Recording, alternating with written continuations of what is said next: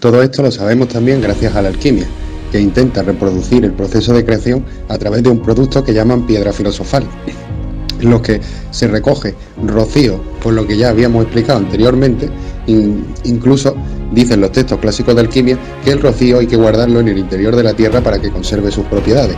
Casualmente se hace también en los procesos del vino, que un boquete en el interior de la tierra causa una especie de bóveda que mantiene las propiedades óptimas siempre estable a la misma temperatura, que casualmente es muy parecida a la que tenemos nosotros en el cuerpo humano, o incluso la que se puede ver en la incubación de un huevo, como puede ser el de una gallina. Todos estos factores que se dan lo vamos a llamar gestación, que es como si fuera la madre, que en las polaridades positivas o negativas correspondería a la negativa, ya que la negativa es una línea horizontal que marcaría como el plano de la Tierra, y la positiva, el Sol, relacionada con Dios o con Jesús, y la luz sería la positiva, que tiene forma de cruz. De ahí que lo relacionemos con Jesucristo, quiere decir la fijación entre uno y otro, algo más sutil, más elaborado. Y todas estas relaciones de los elementos los vamos a tener que estudiar muy bien, ya que si nos fijamos, para que se cree esa gestación, esa capa, tiene que tener el equilibrio perfecto entre todos los elementos. No puede haber mucha humedad, o sea, estamos hablando del elemento aire, porque se nos podriría lo que no queríamos. No puede haber mucho calor, ni mucho frío.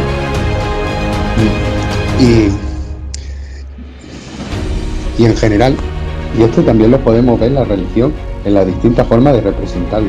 El neuma quiere decir el aire. Cuando hablan de Adán y Eva, se refieren al barro, a lo sólido, a la tierra. Cuando incluso hablan del aire, si hablamos del neuma, el hálito de vida que insufló Dios en ese barro, es decir, el sol que da vida al barro, a la tierra, para que pueda gestar en ella a la madre, siempre y cuando se dé el spiritus mundi, la paloma, que quiere decir la relación perfecta entre todos. Entonces estudiaremos, como ya he dicho, lo de arriba, lo de abajo, lo de la tierra, lo que causa esa sincronización perfecta de los elementos, para saber cómo actúa la magnesia, que en términos alquímicos quiere decir la unión de una cosa y la otra. O sea, la unión del positivo y negativo que daría a Jesucristo, al niño, a la reproducción, la genética, que es por lo que vamos evolucionando y por lo que nos vamos reproduciendo. La unión de todos estos átomos y protones, neutrones y electrones que se reconocen a sí mismos y se juntan, dando lugar a otro elemento nuevo, más perfecto. Entonces estudiaremos todos estos campos, incluidos también, como ya dije anteriormente, los de meditación, el ki, y cómo trabajar con esta energía en nuestro cuerpo, ya que nosotros mismos somos nuestro propio Dios, para poder entenderlo y poder darle una explicación lógica, porque la forma que tiene el ser humano de entender o de recibir conocimiento es gracias a los dos hemisferios que tenemos, uno que es la razón, es decir, el estudio de la física de la naturaleza, y otro el de las emociones, que es el estudio del logos. Eso permite la conciencia, es decir, el otro pilar que tenían los filósofos estoicos: conocimiento de Dios, conocimiento de la física, conocimiento de la ética. Una vez que conozcas la física y el conocimiento de la creación, puedes tener tu propia valoración, puedes sacar la ética o la verdad absoluta de todo. Spirit también está representado como el fuego en la religión cristiana, también lo llaman fuego divino, la antorcha que robó Prometeo, que le daba ese conocimiento al hombre. También se manifiesta en forma de agua, en el caso del rocío, en el caso del bautismo, San Juan, que era el que bautizaba en los ríos, que los ríos tienen, claro, ese elemento divino, porque como ya hemos visto, es capaz de copiar las conductas y las vibraciones y frecuencias que tenemos. Si seguimos hablando de fuego, también podemos encontrar representaciones con el nombre de ánima, que aunque parezca de muerto, quiere decir eso, animado, movimiento, el movimiento universal, que como ya dijimos, ese movimiento universal es la magnesia, es la atracción que hay entre ambas polaridades y que, como ya he dicho anteriormente, utilizando el hemisferio de la razón y de las emociones con todo este estudio que hemos llevado a cabo, podríamos dar una explicación lógica a la religión sin tener que seguir visitando yacimientos prehistóricos, cuevas, iglesias, sepulturas. Podríamos llegar a entender el factor común de todas las religiones, que ya nos lo dejan específico en muchísimos casos, de muchísimas formas distintas. Una de las más comunes, hablando de lo positivo y negativo, y donde se dan las cosas, que es en la tierra, sería la representación en forma del árbol. Por ejemplo, en el cristianismo, el jardín del Edén, está el árbol del conocimiento, donde Adán y Eva, que están en la tierra, prueban su fruto.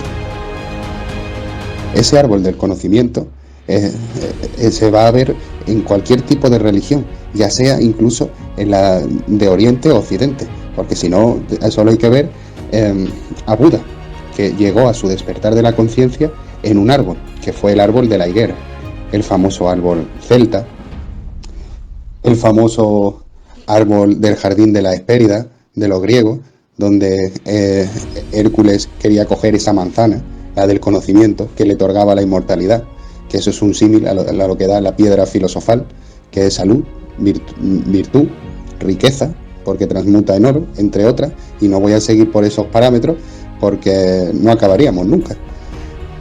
Pero hay muchísimo más representaciones en la Biblia, y solo recordar que el árbol tiene sus ramificaciones en lo alto, pero las raíces representan lo mismo hacia abajo. Como decía la tabla esmeralda, lo que es arriba es abajo para la unión de...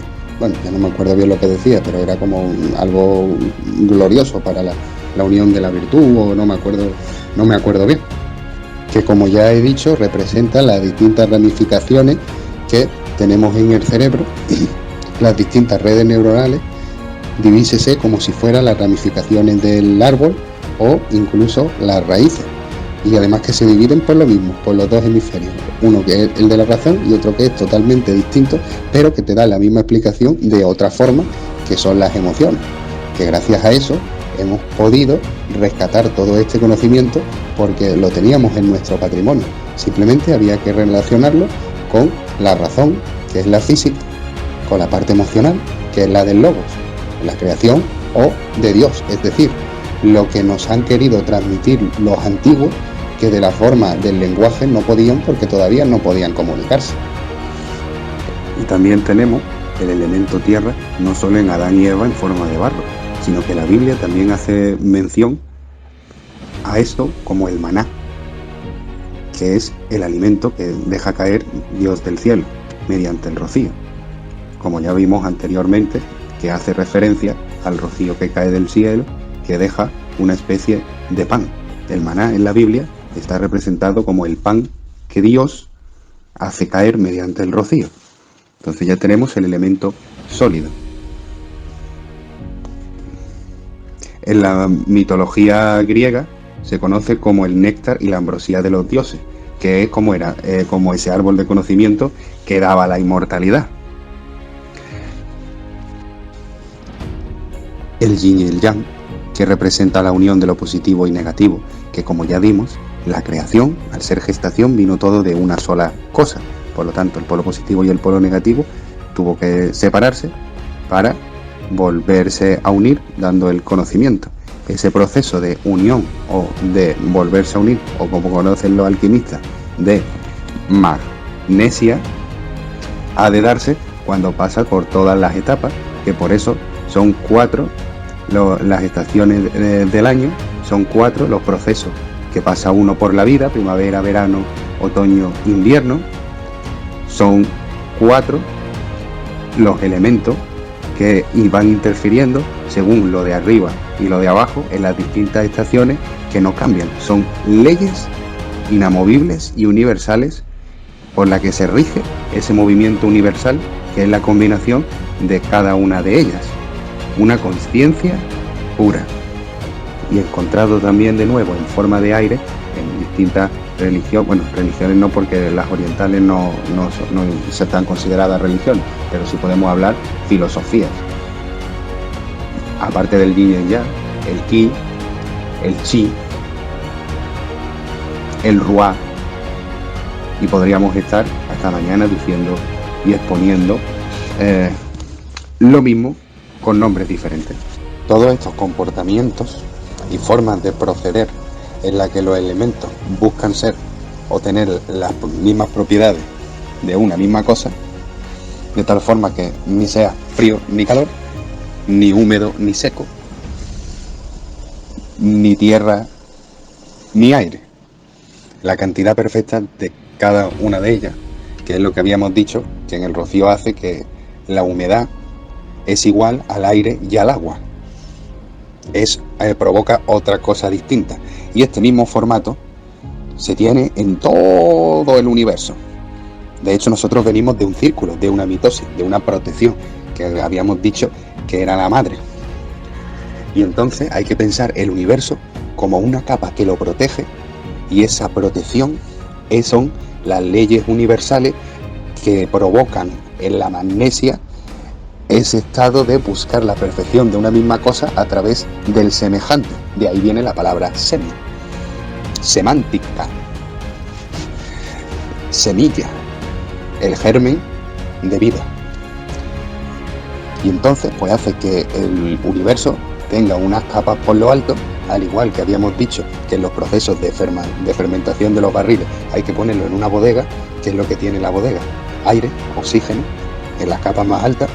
En las capas más bajas le llega el calor del centro de la Tierra, y está protegido a su vez por una capa de tierra, sales, como le queráis llamar, minerales, que gracias al agua que recoge de las capas más altas, filtrada por ello, causa una humedad perfecta en el que se complementan todos los elementos. Y a partir de ahí, en esa visión del microcosmos, hay que extrapolarla al macrocosmos. Entonces daría lugar a las leyes universales por las que se rige todo. Por tanto, sería totalmente factible la creación de un producto a base de una tierra, sal, o referido a que sea palpable, visible en la Tierra, o sea, en nuestro plano existencial, que contenga todo el movimiento universal, sabiendo trabajar cada elemento hacia esa magnesia o hacia ese equilibrio de la unidad de donde salió todo. Y ese producto se llama piedra filosofal. Y dicen los textos alquímicos que su ingesta da la clarividencia suficiente como para llegar a entender el conocimiento de todo. También dicen que equivale a estar 20 y pico años o un montón de años meditando, que también te da la clarividencia suficiente como para llegar a estos aspectos de la vida que yo estoy mostrando.